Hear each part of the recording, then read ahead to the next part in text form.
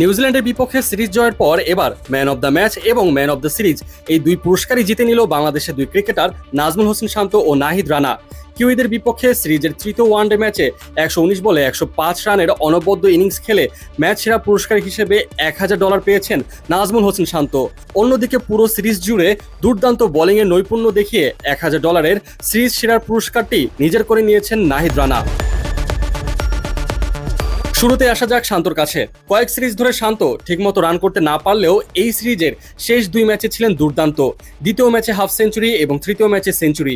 আর এদিকে শান্ত এই দুই ম্যাচে ভালো খেলায় বলা যায় বাংলাদেশও টানা দুই ম্যাচে জয়লাভ করে সিরিজ নিজেদের করে নিল। খেলা শেষে শান্তর কাছে জানতে চাওয়া হয়েছিল সেঞ্চুরি করে ম্যাচ জিতে কেমন লেগেছে তার। উত্তরে তিনি বলেন, হ্যাঁ বেশ গরম ছিল, তবে এটা কোনো অজুহাত নয়, এখন অনেক ভালো বোধ করছি। আমি সবসময় বর্তমানে থাকার চেষ্টা করি এবং অতীতে কি হয়েছে তা নিয়ে ভাবি না।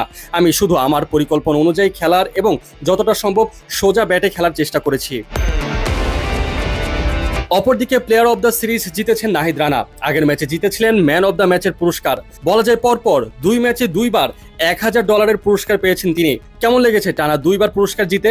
নাহিদের কাছে এমন প্রশ্ন করা হলে তিনি বলেন, প্রথমত আলহামদুলিল্লাহ ভালো লাগছে, আজ পরিশ্রম করেছি, সেই পরিশ্রমের ফল এখানে এসে পাচ্ছি, তো আলহামদুলিল্লাহ ভালো লাগছে। সময়টা বেশ ভালো যাচ্ছে নাহিদের। দল থেকে কেমন সাপোর্ট পাচ্ছেন এই সময়ে?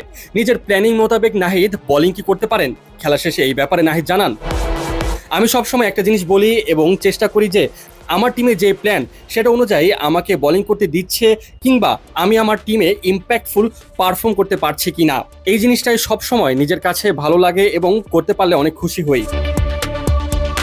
অপরদিকে নাজমুল হোসেন শান্ত ম্যান অব দ্য ম্যাচের পুরস্কার পেলেও লিটন দাসের কৃতিত্বের কথা মোটেও ভুলে যাননি। পুরস্কার পেয়ে স্মরণ করেছেন লিটনের কথা। লিটন অল্পের জন্য এই দিন সেঞ্চুরি মিস করেছেন। তার প্রশংসা করতে গিয়ে শান্ত বলেন, আমার মনে হয় লিটন আজ অসাধারণ খেলেছে। ও এক প্রান্ত ধরে রেখেছিল এবং আমি কিছু রান করার চেষ্টা করেছিলাম। এটাই আমাদের পরিকল্পনা ছিল।